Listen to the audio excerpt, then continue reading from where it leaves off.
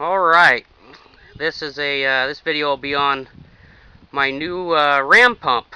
And if you're not familiar with a ram pump, they're designed to pump water fairly decent distance with a fairly decent head, but no external power source. Basically just the flow, the gravity of water is what powers it. So, it's made from just commonly available pipe fittings. Ram pumps only have two moving parts, one right here and one right here.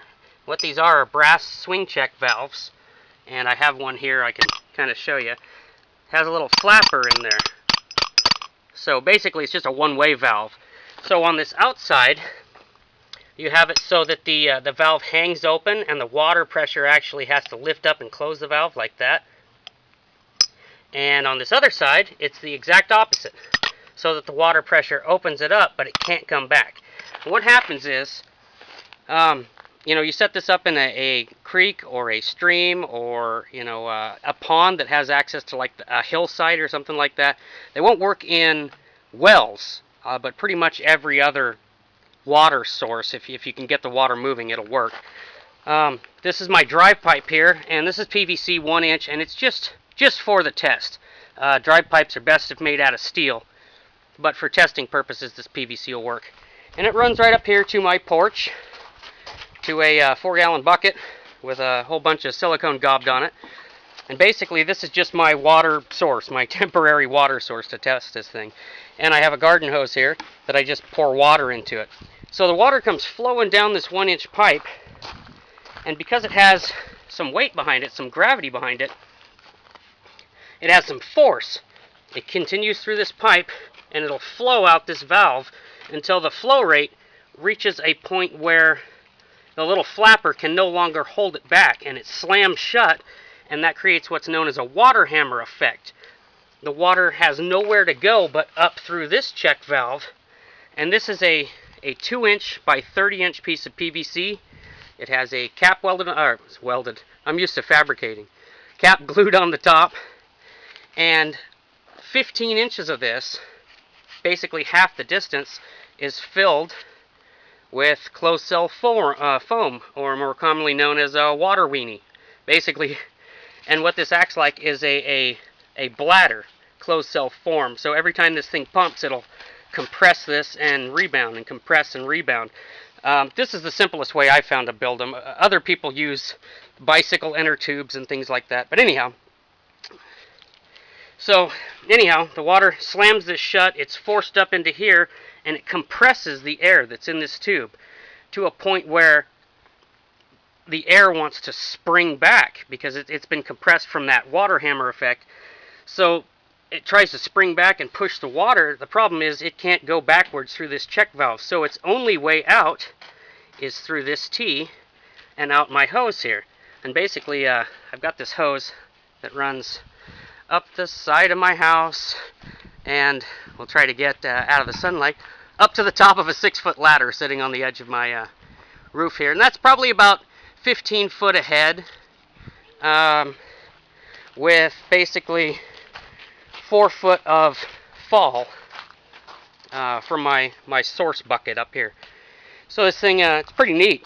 We'll go ahead and get it fired up for you. Basically, we'll come over here and turn on my man-made spring here, and that starts filling my bucket. So we'll come over here. Okay.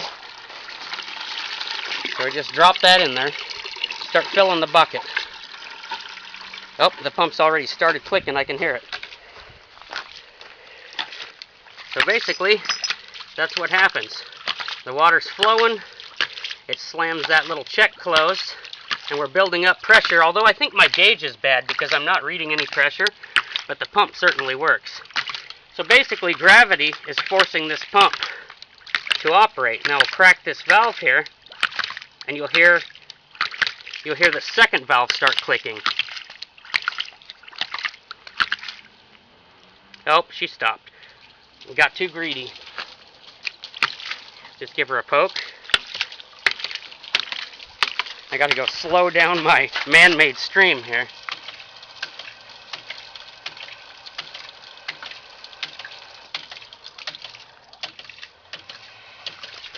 Okay, so pump's going.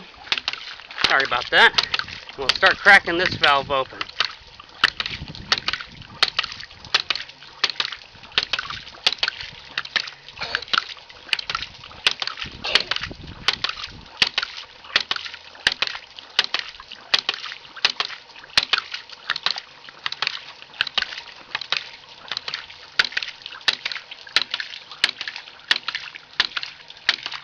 And before too long,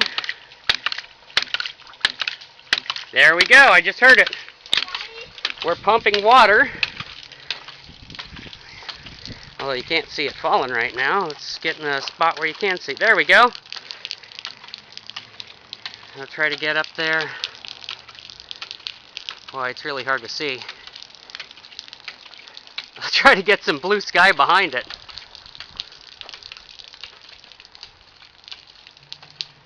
That is hard to see.